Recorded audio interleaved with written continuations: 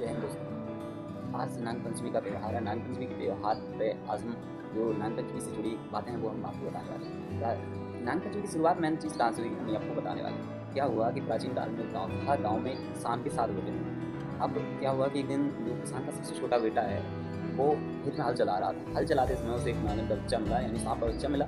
तो उसने उसे मार डाला। जब सांप के बच्चे को मार डाला तो सांप को यह बात जब पता चली, उसने क्या किया कि सांप ने सारे किसान के बेटे जितने 7 बेटे थे तो 7 ही बेटों को मार डाला। फिर क्या हुआ, 7 बेटों को मार डाला तो सवेरे जब ये बात सब गाँव वालों को पता चली तो उनमें से एक समझदार महिला ने कहा कि हमें नाग देवता की पूजा करनी चाहिए और इनके जीवन दान के लिए हमें प्रार्थना करनी चाहिए नाग देवता से। क्या हुआ, तो फिर सब लोगों ने प्रार्थना की और जो नागिन थी उसने अपना जहर वापस ले लिया। जहर वापस ले लिया तो किसान के 7 बेटों को अपना जीवन मिल गया।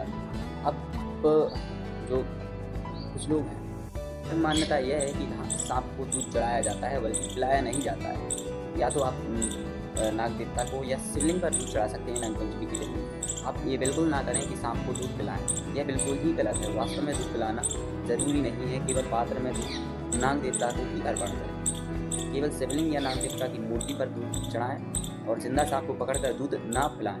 यह वर्ल्ड प्रोटेक्शन एक्ट के तहत बिल्कुल ही गैरकानूनी है। जो आपको यह करना नहीं है कि जिंदा सांप को पकड़कर दूध पिलाते हैं, उसे बिल्कुल भी नहीं करना है। तो कई ऐसी मान्यताएं हैं जो आपको नहीं माननी है, लेकिन आप किसी भी जिंदा सांप को दूध पिलाते हैं तो वह बिल्कुल ही पूरी तरह गलत है। इसलिए आपको केवल नाग देवता की जो मूर्ति होती है उन पर दूध चढ़ाना है या जो शिवलिंग होती है उस पर ही आपको दूध चढ़ाना है। मिलते हैं तब जान लेते हैं कि सांप को दूध पिलाना जरूरी क्यों नहीं है और क्यों सांप को दूध नहीं पिलाना चाहिए।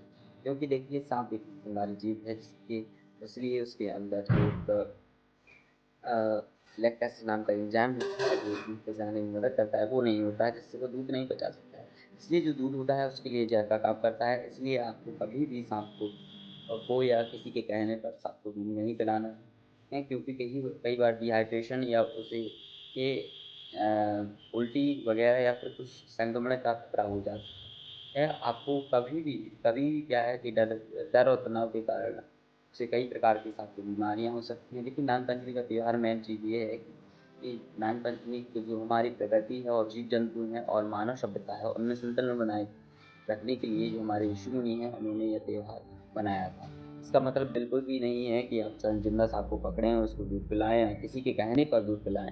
ये इसलिए होता है कि जो महिला है वो अपने भाई के लिए लंबी उम्र की कामना करती हैं। उन पर काल सर्प या काली युग जैसे जो चक्र होते हैं ज्योतिष के हिसाब से उनसे बचाने के लिए वो अपने भाई के लिए प्रार्थना करती हैं। मेन रीज़न ये है। और दूसरा रीज़न मैंने आपको पहले भी बता चुका हूँ मैं कि जो प्रकृति और मानव सभ्यता है उनमें संतुलन बनाना है, ताकि कोई भी आदमी किसी भी चीज़ को किसी भी प्रकार का नुकसान ना पहुँचे। नमस्कार। अब मिलते हैं ऐसी ही अगली वीडियो में। जय हिंद, जय भारत।